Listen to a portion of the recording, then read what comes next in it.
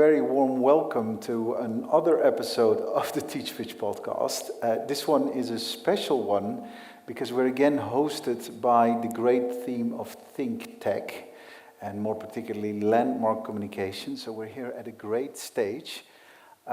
Different from last time is that we're not in Tirana today, but we're in Pristina in the beautiful Kosovo. And we're going to talk about technology and the role of technology, how to get people in technology, and specifically the relationship between technology and innovation.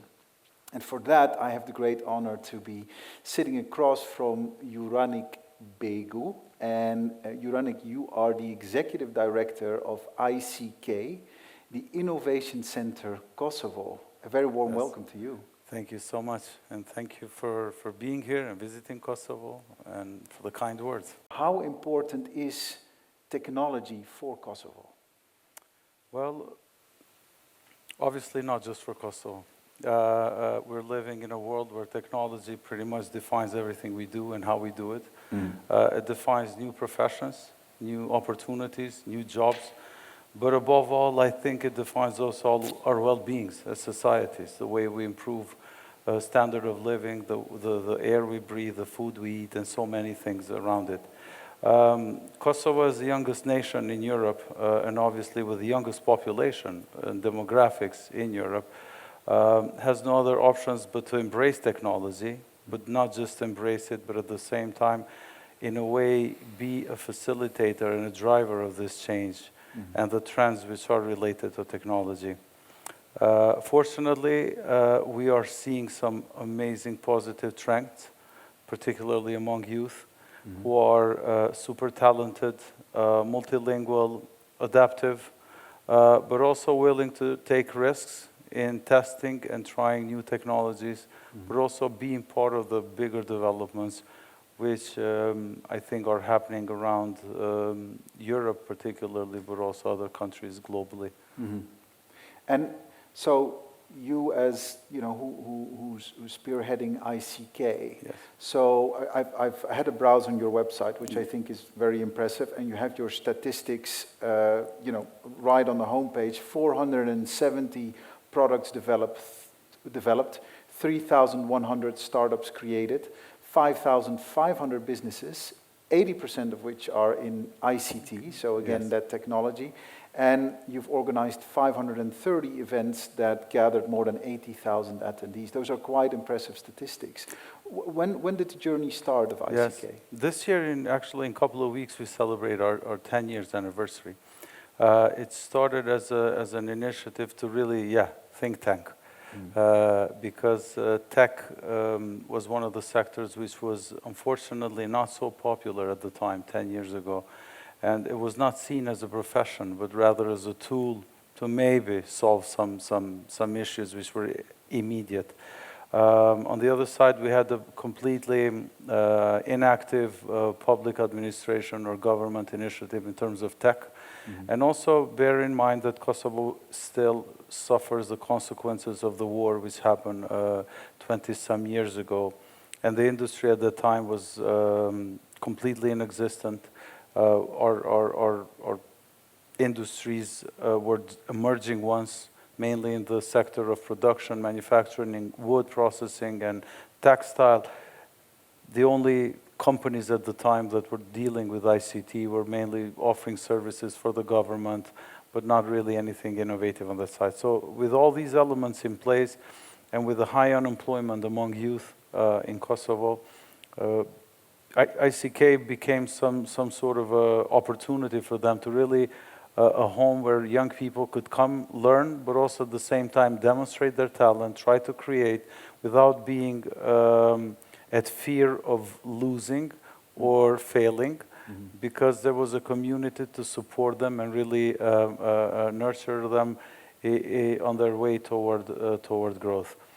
550 startups, obviously not all of them have been successful, but most of them are still up and running, while others have changed their business models.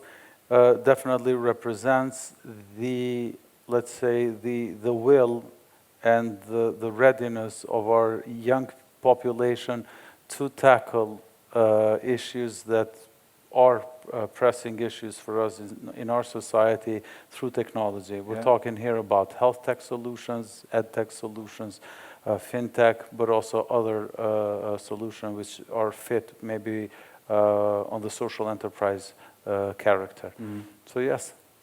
Yet the journey hasn't been without challenges, Yes. and just like in any other episode of the TeachPitch podcast, we're going to talk about challenges. And thank you for sending me 3 of your challenges, which all are synchronous with the journey of ICK.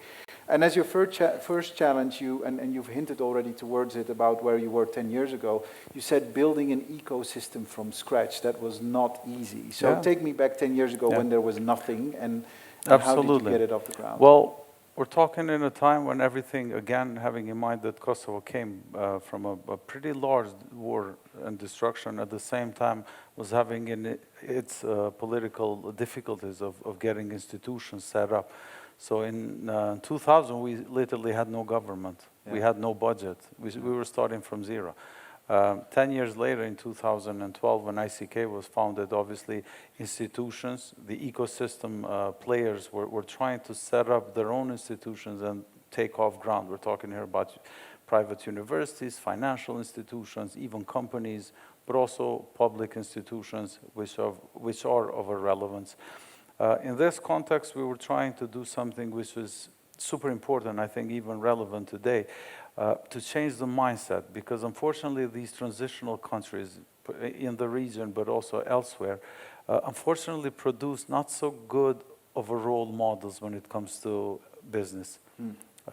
Because transitional economies, people find shortcuts, they become rich quickly, oftentimes very well connected with the politicians, and corruption comes into mind.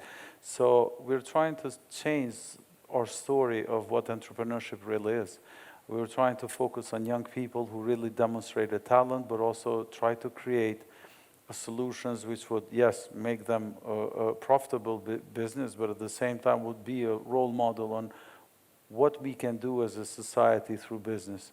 So in this context, education, training, setting up the elements of the ecosystem, but above all connecting them, because we're talking today about building bridges, it is super important. It is still challenging. It is throughout the world. Inclusiveness has been, I think, the core of our mindset. Oftentimes we see what they call ecosystems, which are completely isolated, oftentimes targeting one target group, industry, city, demographics, and so on. We have focused a lot to extend and expand our activities in other cities.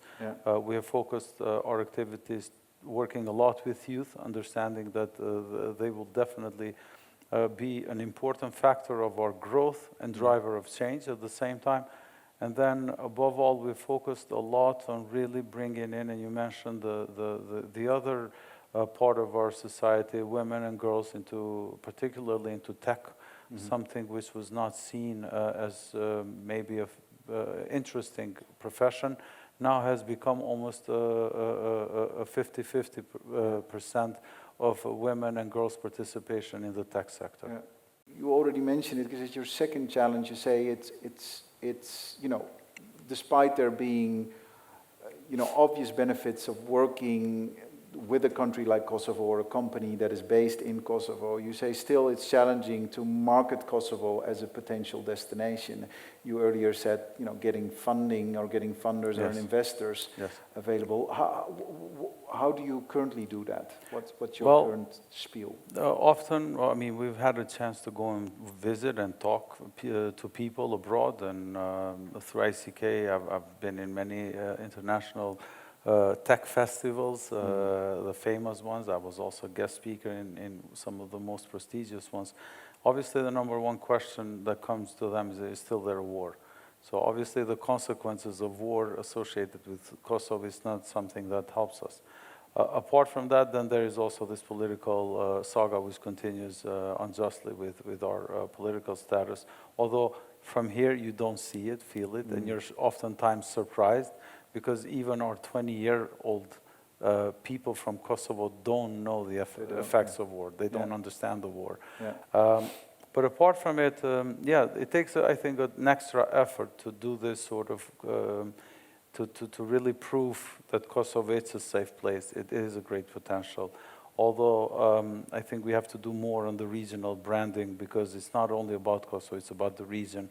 The markets are smaller, fragmented. So although there are some benefits, obviously, there are some shortfalls.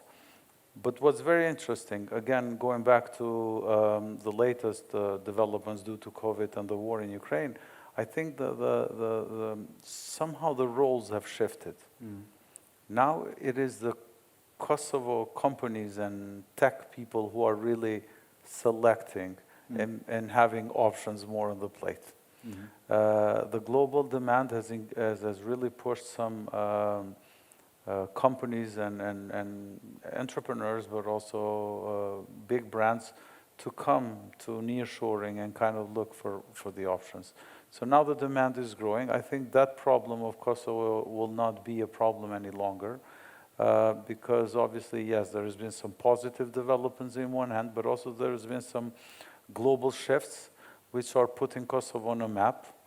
And I think it's up to us now to really deliver, provide value in terms of services, and at the same time, yeah, be fair and build really a long-lasting partnership with these partners that we have in place. Going to your third and last challenge is, and I think we've already had snippets of it, but you say that in your growth it is challenging to gain institutional support.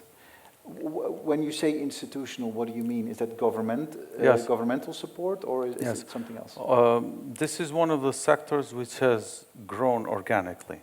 So tech sector in Kosovo has grown organically because the companies have grown through exporting services. They've reinvested and invested in their talent, potential, and so on and so on. In all of this story, even in ICK's story, governments throughout the years, different governments, but also the local government has been completely inactive in terms of support and collaboration. So ICK today as a foundation is mainly funded by foreign donors. I will mention particularly Norway and Sweden. And in this context, we have a situation where the government, although has invested, but the public-private partnership has not been seen as a way of pushing things forward. Now this is pretty unfortunate, because in absence of an industry which would be would have a leading role in digital transformation of Kosovo, unfortunately, I must say, government remains the biggest spender in the country. So the digital transformation in Kosovo, unfortunately, again, I must say, is very closely linked and tied to the public spending in the sector. Apart from the companies which are doing some good work in business export or outsourcing and so on and so on. What we're expecting is a bit more open-minded initiatives from the governments, again, at all levels and different agencies, where this sort of public partnership becomes a tool of advancing public services, but yet at the same time increase income for local companies who will ultimately become stronger and be able to employ more people, and why not produce products which then tomorrow could be a global success. So in that context, I think, not being judgmental, but really being constructively advised, that the government should take more a proactive role, should invest more in people, should invest more in infrastructure, should create a pretty favorable legislation and tax incentives in order to attract investors, not only for tech, but above all for tech, where people and companies would feel comfortable to come here and do some investment.